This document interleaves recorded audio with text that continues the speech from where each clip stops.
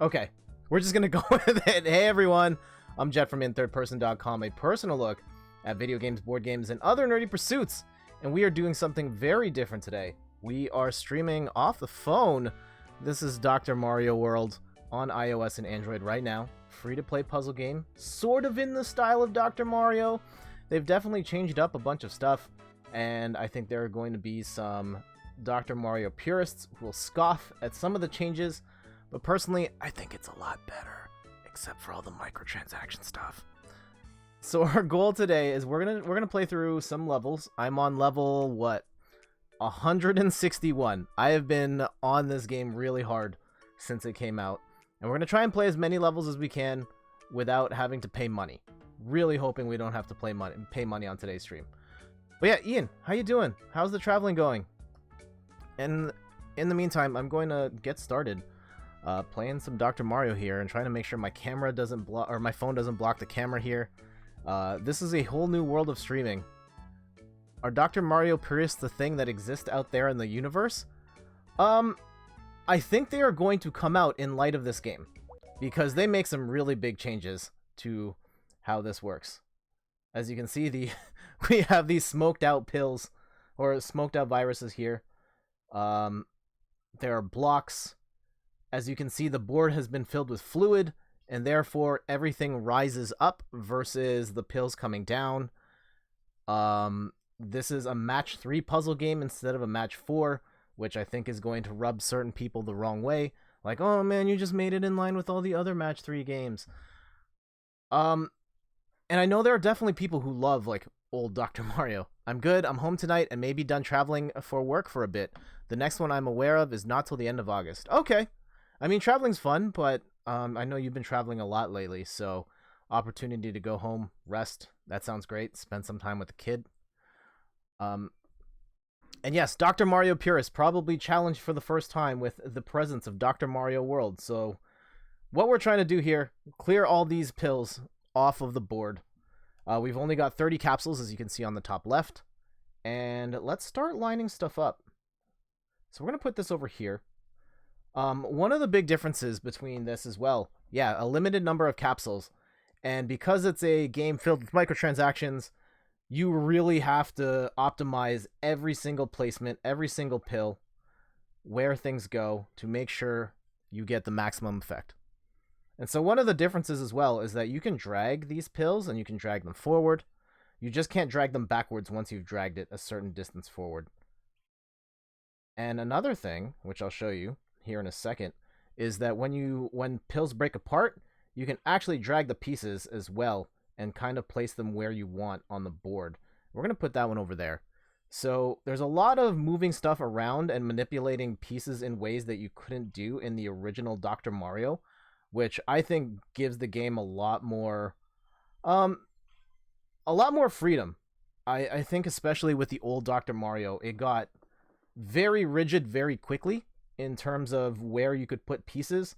This board would be filled with viruses. You put down one in a bad spot, and then all of a sudden, like, you spend the rest of the game just trying to clean up that one mistake, but really you had no choice. So as you can see, this one, like, wild piece I have here, that's the gem. There's a meter that goes along the left and right hand side, and when that fills up, you get this one piece that clears any color as long as it's 3 in a row. And so you can use this to your advantage in certain spots where if you have like 2 blue gems and 2 yellow gems and you put it in the middle, it'll clear up both sets. So that's something interesting there, I think. Here we go. Let's put this over here, and then we'll drag this yellow one all the way over here. Put this one over here, and then that there. And then as that falls down, I'm going to keep that one yellow, and we're going to move that over there. I think we're doing not bad right now. Also, as you can see, I'm playing as Princess Peach. It's not just Dr. Mario. The entire Mushroom Kingdom is helping out because these viruses are making everybody sick, good guys and bad guys, and everyone's coming together as doctors or assistants to help cure this multicolored, this epidemic. I didn't want to, like, oh man, that almost got weirdly racist there. I apologize. I was not trying to get there at all. So we got 14 caps left. And I think we're doing not bad. As long as you win the level. Oh, here we go. Okay, so Peach's power is full. I like to bank it till the end, and I'll show you why in a sec. But for now, let's try and clear out the rest with what we have here. That cloud is a blue. These are red. So, what can we do here? Let's do this. Don't worry, we won't cancel you. Please, please don't. I love people of all sorts. Okay, we got 7 pills left. I'm going to go with the quick kill here. 6, 5, and now, watch this. Princess Peach's power is she takes out 1 column at random of pills. But because there's only 1 column left, zap, everything gone. And so that's a guaranteed hit. I mean, you could use it right away and then possibly get 2 zaps, but maybe you can do that if you have a level 2 Peach. That's a whole other thing we'll talk about in a second. Ian, what's your history with Dr. Mario?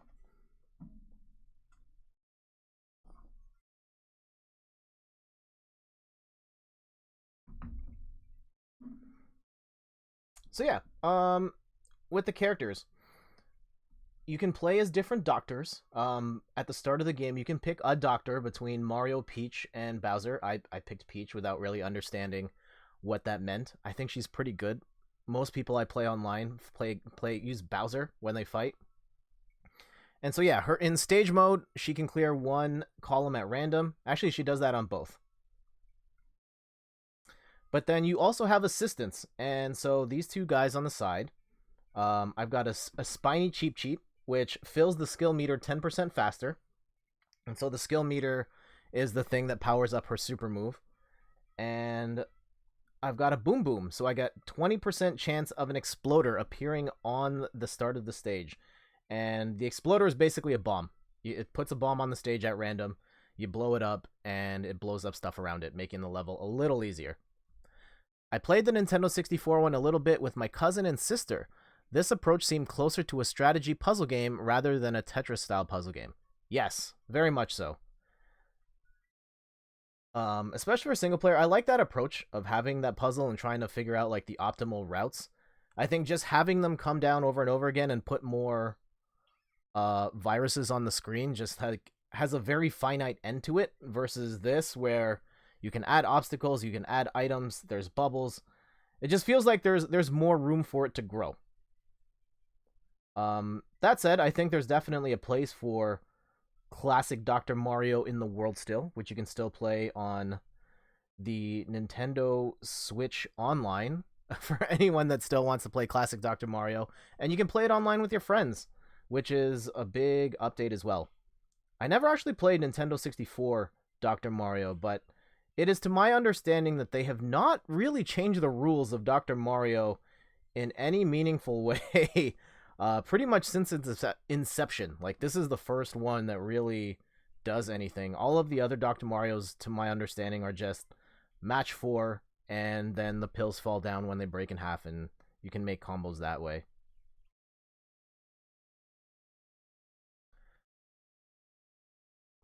Yeah, so I take it based on your sentiment there. You're not necessarily like a ride or die classic Dr. Mario fan, and I don't blame you. I think it's a good game. It's just not my favorite puzzle game. I think there are other puzzle games that do cooler and more interesting stuff.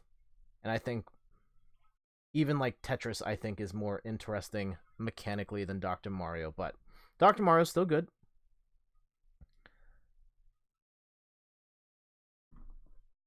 And so yeah, Ian, I know you love playing like turn-based strategy, RPG stuff.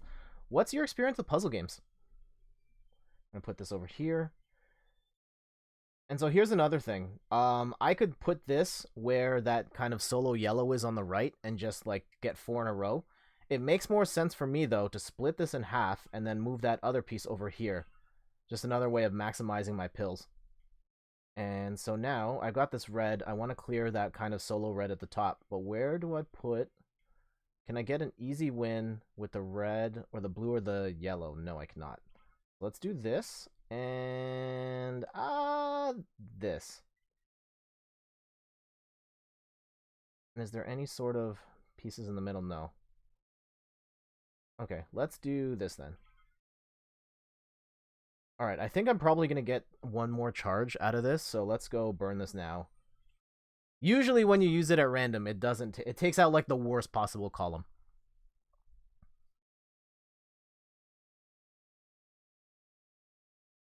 Okay.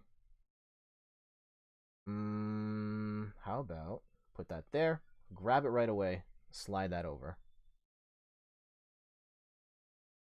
And this is a blue one, right? In these clouds? Okay. I like that. And then we'll go over here. And what else? Okay. Yeah, for me with puzzle games, I grew up with Tetris. The first one I really played was Tetris. My mom used to work... Oh, here we go. Pretty limited, actually. I played stuff like Tetris, Dr. Mario, Pokemon Puzzle League, etc., but never really got deep into any of them. Professor Layton is a little more my style in the puzzle category, but I haven't had the chance to play all the way through. I would like to try it again sometime. Ah, okay. Yeah, you've played a lot of the big ones. I guess, yeah. I mean, it's... These games are definitely not for everybody. I don't know what it is about them that got me hooked in. I guess maybe just like the mechanics of them I found really interesting. But yeah, so you named some bangers right there. Tetris, of course, which I was just talking about. I discovered through... I played on DOS. My mom worked at an engineering firm, and they had computers, and she had to work on weekends sometimes. And so she would just sit me in front of a computer like, hey, play this. And that's how I discovered Tetris. Before the NES version, before that was even a thing, before it came out on Game Boy, I had played Tetris on the computer and loved it. And I was like 4 or 5, maybe even younger than that, like 4 or 5 years old playing Tetris. Okay, we've got 16. We are crushing this level right now. This is lit. Okay, lit. Let's put that over here, and yeah, we'll go clear that out as well. So even if those pills aren't in play, like they don't help me clear any viruses, it still charges up my rainbow meter on the side, which I'm realizing now you can't really see on the stream. It shows up really faint. That's an Elgato and Streamlink issue. All right, there we go. Let's zap them. Yeah, Pokemon Puzzle League, like Puzzle League in general, one of my favorites. My brother and I play that all the time. At some point, Randy and I are going to stream that again. Or stream that. We streamed Tetris Attack years ago. Pokemon Puzzle League, because I think just the battle mechanics of that game are so good. And it just feels like you are constantly firing combo, combo, combo. And you have to be so fast and so skilled at the same time. It's awesome. Professor Layton I can't do. I'm terrible at those kinds of puzzles. And to make an entire game of them is just my worst nightmare.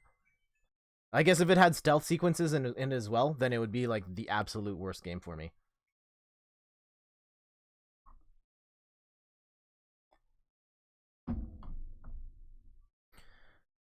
Yeah, my wife isn't a Professor Layton, though. So we do have a copy, like 1 or 2 Professor Layton games here. I've just never really played them.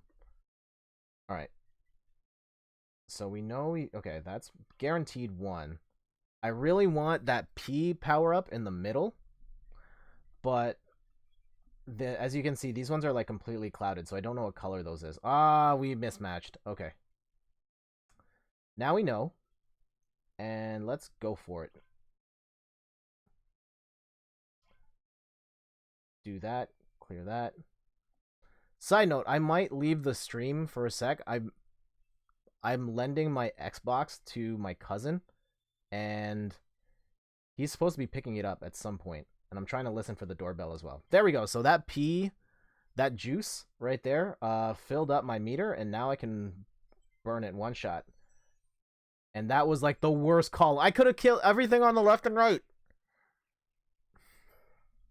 Okay, fine.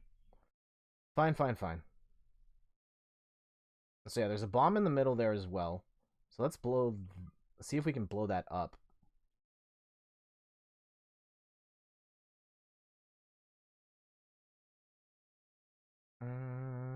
Put that there. Ooh, we cleared out a quick 3. And then this will blow up 3. And then we can put this one... not really a great spot for that. Let's put that over there. I think the speed of it is what keeps these types of puzzle games from really working for me. I do not operate well when made to operate fast. Slow and meticulous suits my style a lot better. Fair. Fair enough. Yeah, I think speed was definitely part of the appeal for me in puzzle games, and I love just moving quick. And just action. Like, I like to hit buttons and do stuff. And you've watched me play a bunch of games at this point where I have to really sit down and think. I really struggle. But then again, like, I play fighting games, and I've discovered in my years of playing those games, it's so much less about fast reactions, and it's more about thinking quickly. Like, you're constantly processing like 80 million different permutations of what's going to happen next per second, and trying to decide this is going to be the thing that I need to do in order to win this one particular scenario. So yeah, I handle just like Twitch action a lot better than strategy, save for like an Advance Wars or a Fire Emblem. Those games I love, but if it's here's a bunch of, I think it's like matchstick puzzles and stuff, no, can't do it. Like brain teasers and things like that, I've never been good at. I think we're in a really good spot here. Let's clear out this, and then we'll use Princess Peach's Zap. Ta-da!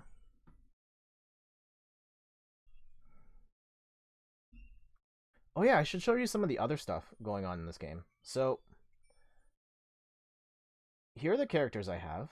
I've got a level 2 Wendy-O Koopa, a level 1 Bowser, and a level 1 Peach. And then under those are assistants who give you different benefits. And you can see some of them are level 2, some of them are level 1.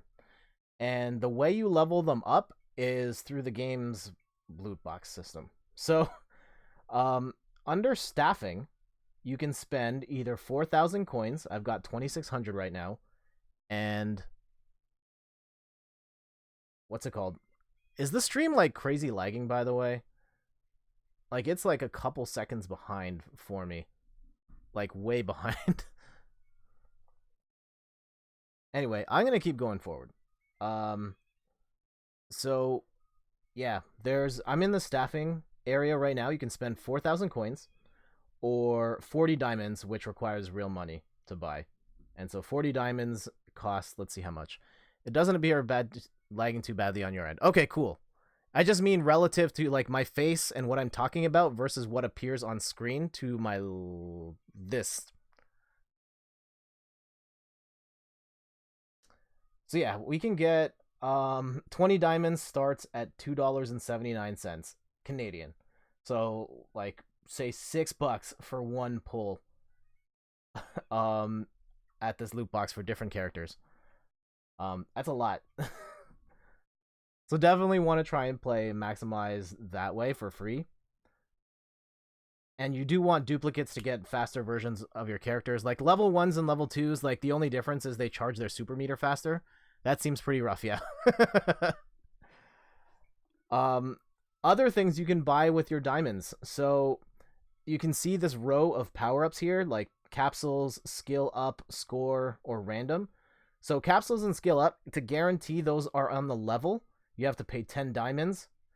You can use your fake money, 200 coins, and get randomly one, but you don't get to pick which one.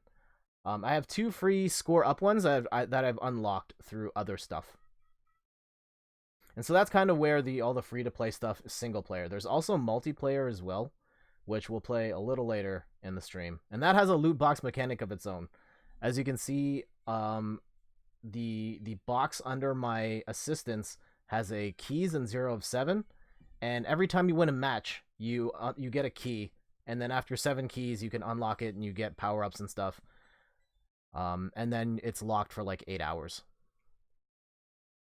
Or, of course, you can spend diamonds and do all that stuff. We're not going to do that.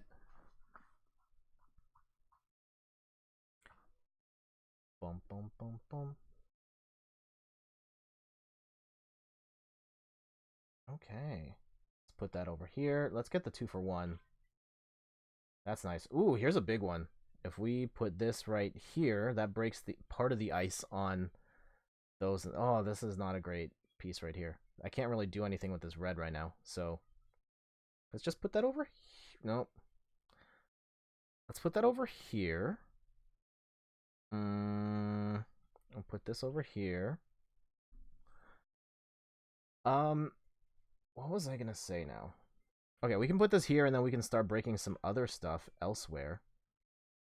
Or yeah, we can put some of the remnants in that kind of cross in the middle. Ah, here we go. Because then we can do this, and we can do that, which then... Oh, that didn't break any of the ice. I thought it was going to break some of the ice. Damn. Okay.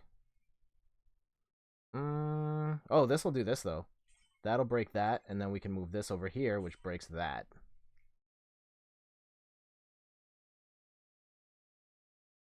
So, Ian, with it being Thursday, weekend's coming up.